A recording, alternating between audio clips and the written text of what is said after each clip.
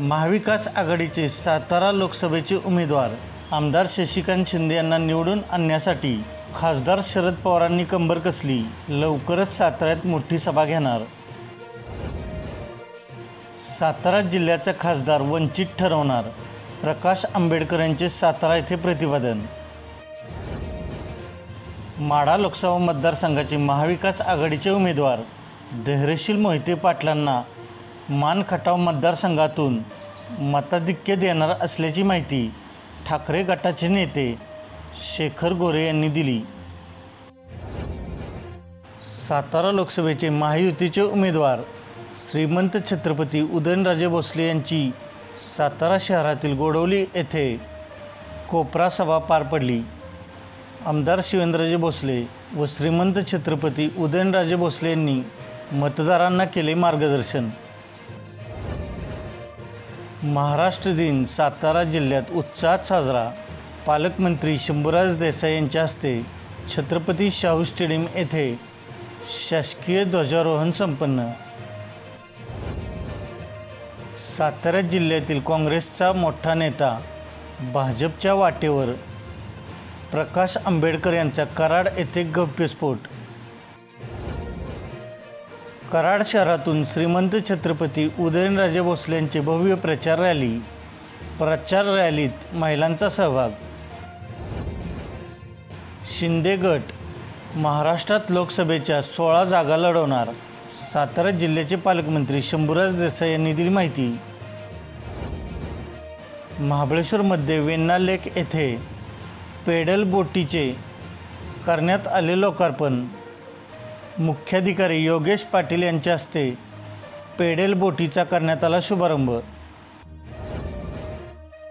श्रीमंत छत्रपती उदयनराजे भोसले यांच्या प्रचारार्थ सातारा शहरातील गोडवलीत आमदार शिवेंद्रराजे भोसले यांच्यासह सातारा विकास आघाडी व नगर विकास आघाडीचे कार्यकर्ते उपस्थित.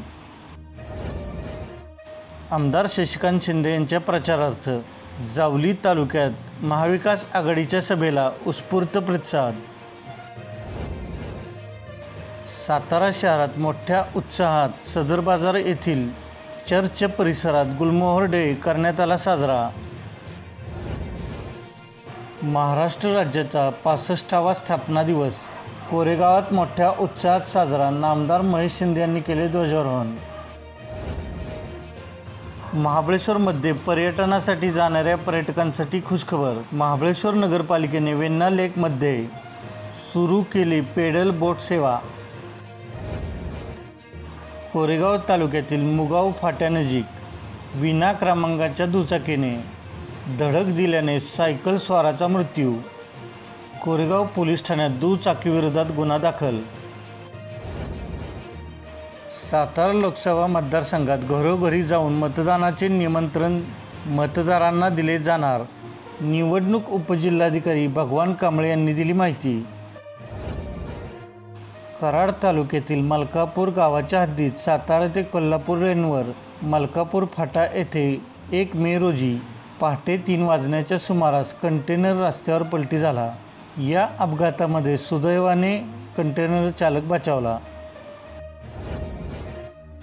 सातारा लोकसभा मतदारसंघाचे महायुतीचे उमेदवार श्रीमंत छत्रपती उदयनराजे भोसले यांनी कराड दक्षिण विधानसभा मतदारसंघात संवाद दौऱ्यादरम्यान नागरिकांशी साधला संवाद व कराड दक्षिणमधून रॅली काढण्यात आली. रॅलीला नागरिकांचा उत्स्फूर्त प्रतिसाद.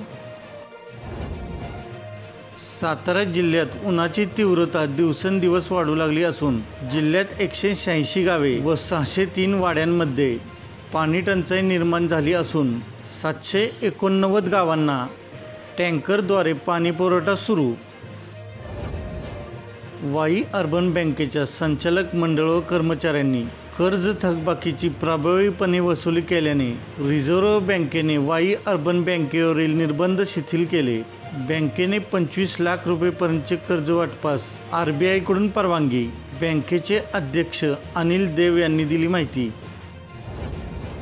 महाविकास आघाडीचे उमेदवार आमदार शशिकांत शिंदे यांच्या प्रचारार्थ कोरेगाव तालुक्यातील रहमतपूर येथे आज गुरुवार दिनांक 2 मे रोजी सायंकाळी 6 वाजता खासदार अमोल कोल्हे यांची सभा. संभाजी ब्रिगेड महाराष्ट्राच्या वतीने प्रदेशाध्यक्ष प्रवीण गायकवाड यांनी सातारा लोकसभा मतदारसंघाचे महाविकास आघाडीचे उमेदवार शशिकांत शिंदे यांना जाहीर पाठिंबा दिला। महिला शक्तीच्या जोरावर महाविकास आघाडी लोकसभा निवडणुकीत चांगली कामगिरी करेल। महाविकास आघाडीचे उमेदवार शशिकांत शिंदे यांनी कराड येथील महाविकास आघाडीच्या महिला मेळाव्यात व्यक्त केला विश्वास। पाटण तालुक्यात पर्यटन व औद्योगिक विकासासाठी केंद्र व राज्य सरकारकडून जास्तीत जास्त निधी उपलब्ध करून देण्याचे आश्वासन महायुतीचे उमेदवार श्रीमंत छत्रपती उदयनराजे भोसले यांनी कार्यकर्त्यास संवाद मेळाव्यात नागरिकांना दिले आश्वासन। पाटण तालुक्यातील डेबेवाडी येथे ते बोलत होते।